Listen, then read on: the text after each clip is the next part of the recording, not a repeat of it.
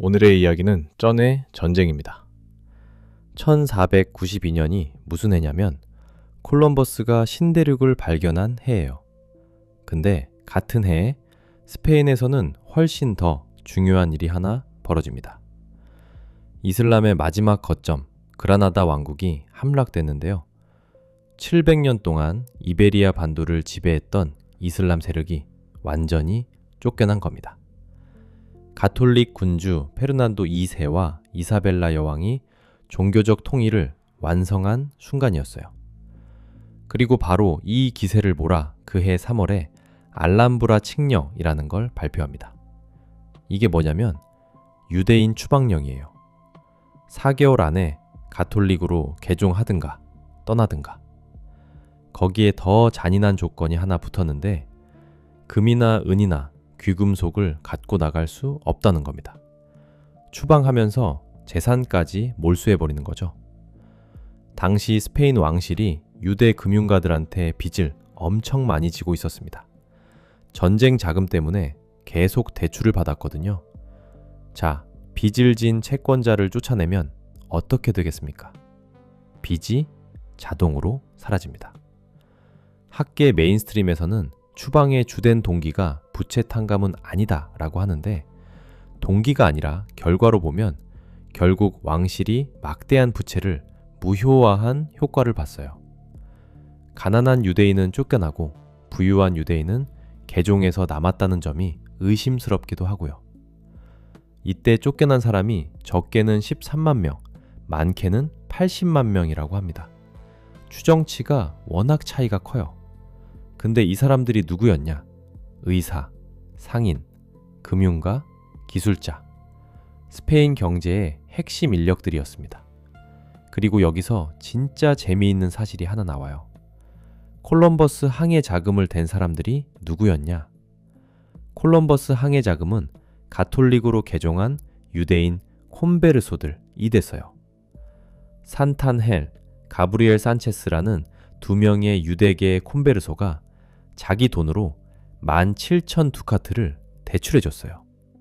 이게 얼마냐 하면요. 순수 금으로 환산하면 약 60kg 분량이에요. 거기에 돈 이삭 아바르바넬이라는 유대인 랍비도 자금을 보탰습니다. 아, 그리고 콜럼버스 본인, 이 유대인이라는 설도 있습니다.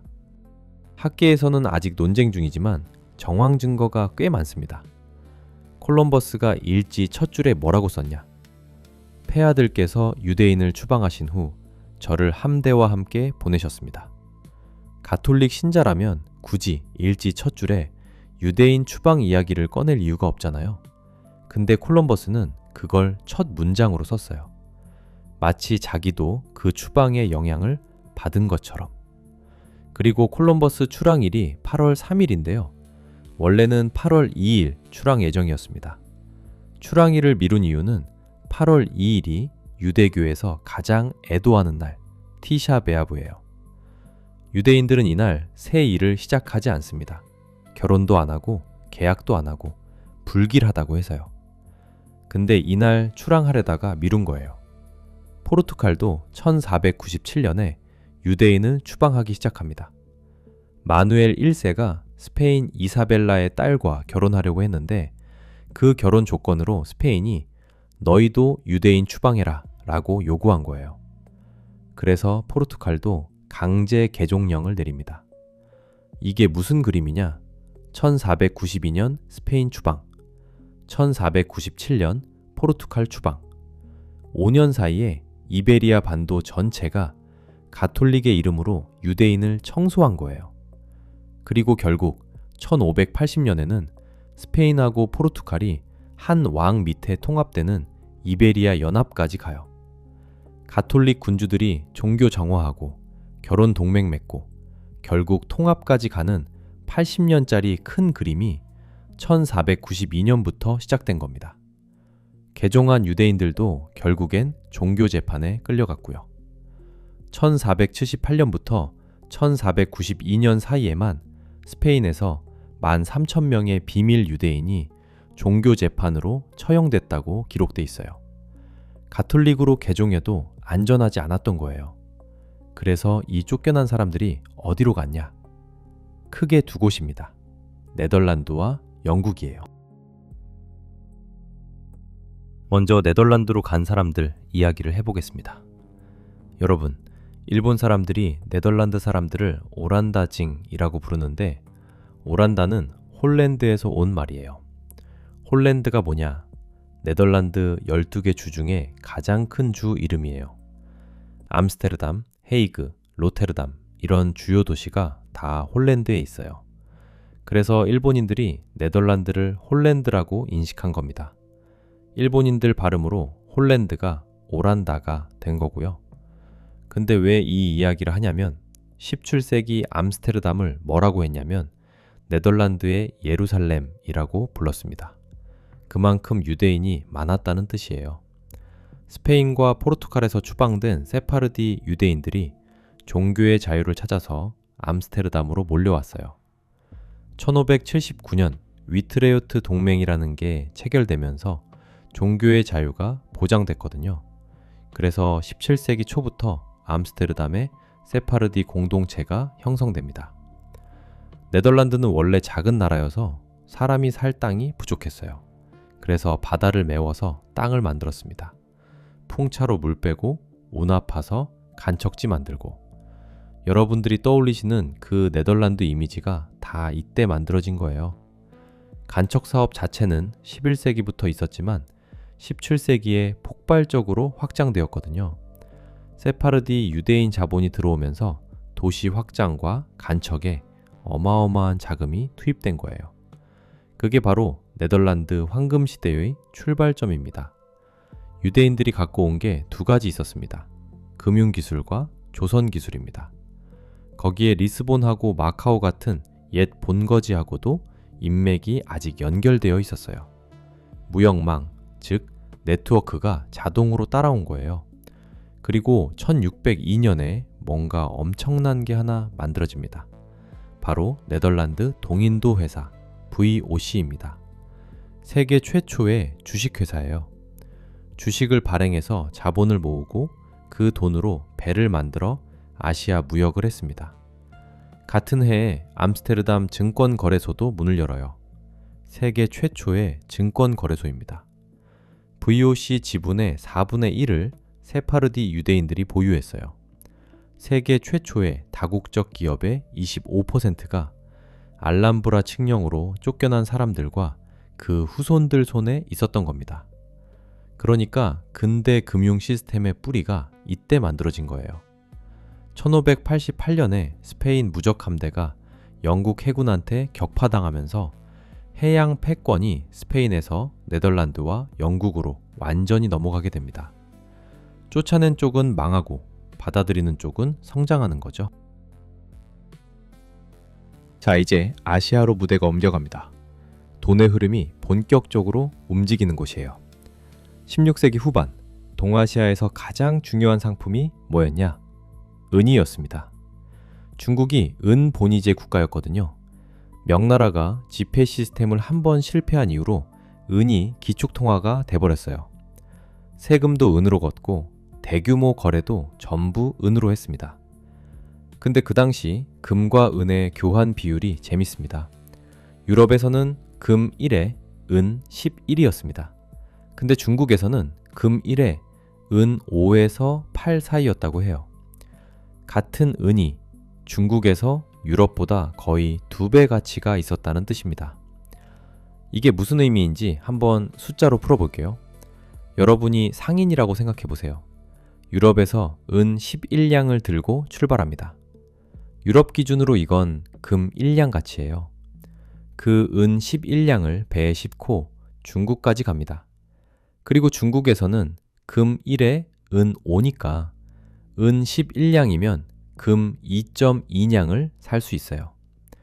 그 금 2.2냥을 다시 유럽으로 갖고 옵니다. 유럽에서는 금 1에 은 11이니까 금 2.2냥은 은 24.2냥이 돼요. 그러니까 은 11냥으로 출발해서 한 바퀴 돌면 은 24.2냥이 되는 거예요. 2배가 넘게 불어나는 구조였습니다. 근데 정말 놀랍게도 실제로 100년 동안 이걸 했습니다. 기록상으로는 100에서 300%의 차익이 났다고 해요. 거기에 은만 갖고 오는 게 아니라 중국 비단하고 도자기까지 사와서 유럽에 팔면 상품 차익까지 겹치는 구조였어요. 스페인 제국이 아메리카 대륙에서 은을 미친 듯이 캐서 중국으로 보냈던 이유가 이거예요. 근데 이 시스템이 진짜 무한으로 굴러갔냐? 그건 아니었습니다. 당시 세계 2위 은 생산국이 일본이었어요. 연간 150에서 200톤. 1위가 스페인의 아메리카 식민지였고 이 둘을 합치면 전 세계 은 생산의 대부분을 차지했다고 합니다. 자, 여기서 잠깐 일본 이야기를 좀 깊게 해야 됩니다. 이 시기 일본에서 벌어진 일을 알아야 전체적인 그림이 그려집니다. 일본은 1467년 온인의 난 이후로 전국 시대에 접어들어요. 약 150년 동안 다이묘들이 서로 영토를 두고 치고받고 싸우는 시대입니다. 중앙정부가 힘을 잃고 지방 영주들이 각자 왕노릇하는 거예요. 하극상의 시대라고 부릅니다. 그런데 이 난리 한가운데인 1543년에 엄청난 일이 하나 벌어집니다. 포르투갈 상인들이 규슈 남쪽의 다네가시마에 도착해요. 이게 유럽인이 일본에 발을 들인 최초의 순간입니다. 그런데 포르투갈 상인들이 갖고 온 게 있어요. 조총입니다. 이게 일본 전쟁사를 완전히 바꿔놓습니다. 그때까지 일본 전투는 칼이랑 활로 했거든요. 근데 이 조총이 들어오면서 판이 완전히 뒤집혀요. 일본 장인들이 이 조총을 빠르게 복제하기 시작합니다. 포르투갈이 상륙한 지 몇십 년 만에 일본이 유럽 대부분 국가들보다 조총을 더 많이 생산하게 돼요. 근데 여기서 중요한 사실이 하나 있습니다.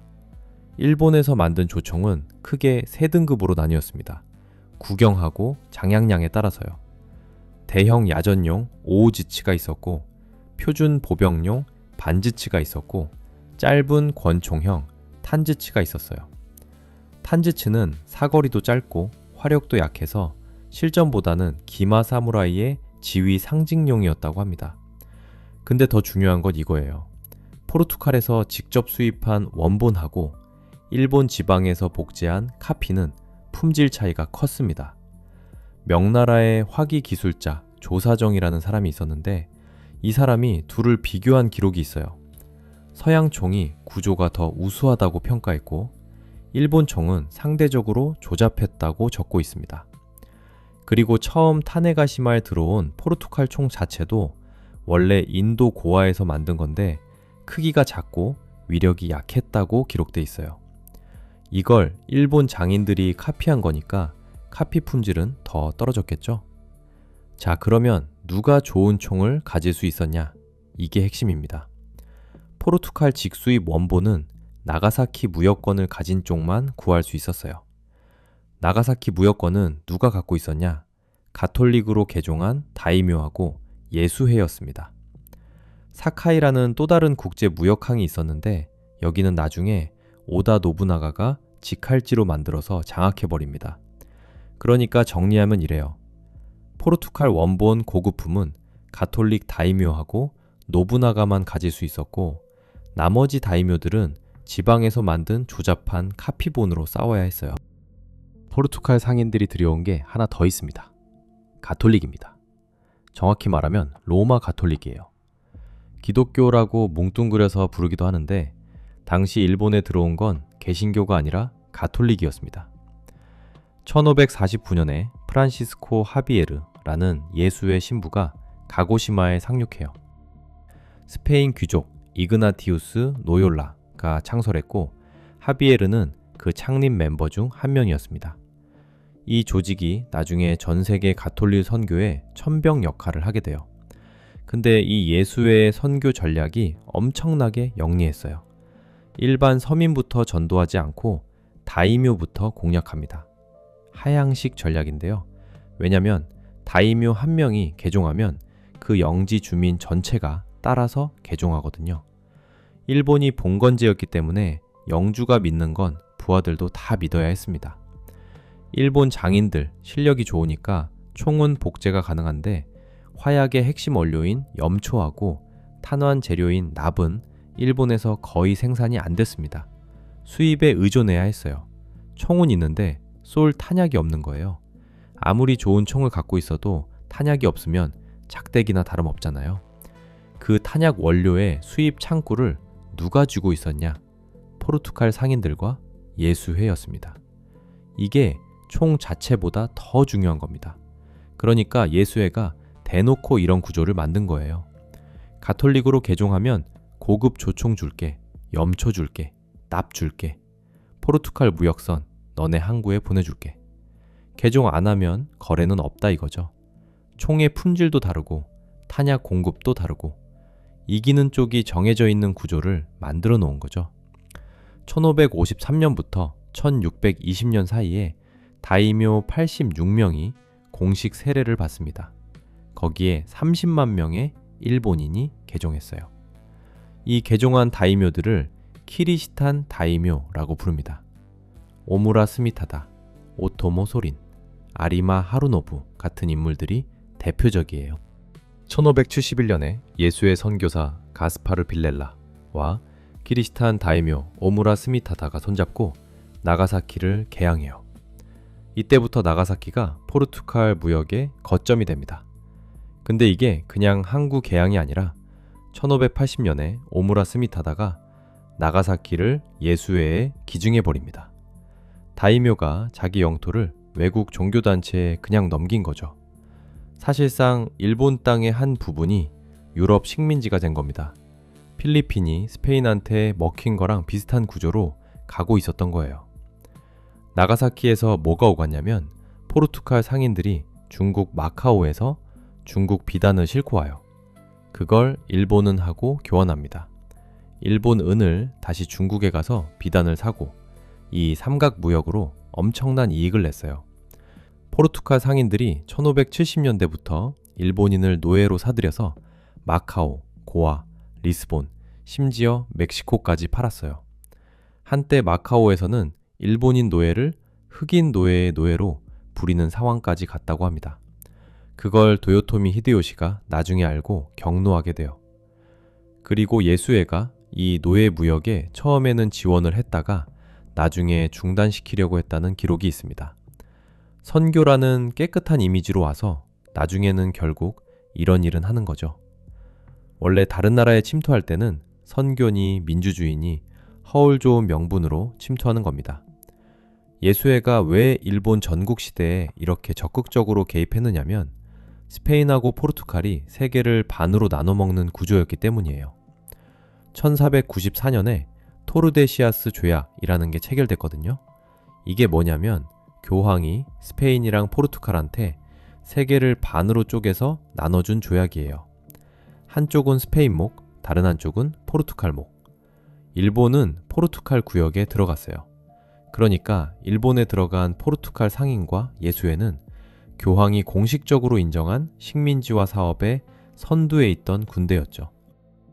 오다 노부나가, 도요토미 히데요시, 도쿠가와 이에야스 이 세 명이 중요한 인물들인데 먼저 오다 노부나가는 가톨릭에 대해 호의적이었어요. 근데 진짜 가톨릭을 믿어서 그런 게 아니죠. 전략가입니다. 노부나가가 가장 싫어한 세력이 뭐였냐? 불교 사원이었어요. 당시 일본 불교 사원들은 자체 군대를 보유하고 있었거든요. 이코이키라고 불리는 무장 불교 집단도 있었고 히에이잔 엘라쿠지 같은 대형 사원들이 거의 독립국가 수준이었어요. 노부나가 통일의 가장 큰 걸림돌이었습니다. 그래서 노부나가가 예수회를 불교 견제용 카드로 써먹어요. 예수회 선교사 루이스 프로이스라는 사람하고 친했고 1576년에는 교토에 남반지라는 가톨릭 교회까지 지어줍니다. 그리고 1571년에는 히에이잔 엘라쿠지를 불태워서 승려 2만 5천 명을 죽여버려요. 노부나가 입장에서는 예수회가 주는 조총과 화약이 필요했고 예수회 입장에서는 노부나가의 보호가 필요했던 거예요. 서로 이용하는 관계였습니다. 1575년에 나가시노 전투라는 게 벌어져요. 이때 오다 노부나가 다케다 가문의 무적 기병대를 상대로 3단 사격이라는 새로운 전술을 써서 박살내버립니다. 조총부대 3,000명을 1,000명씩 교대로 사격하게 해서 재장전 시간을 줄인 거예요. 이 전투가 세계 전쟁사에서도 손꼽히는 전투죠. 조총이 일본 전쟁의 판도를 완전히 바꿨다라고 볼 수 있죠.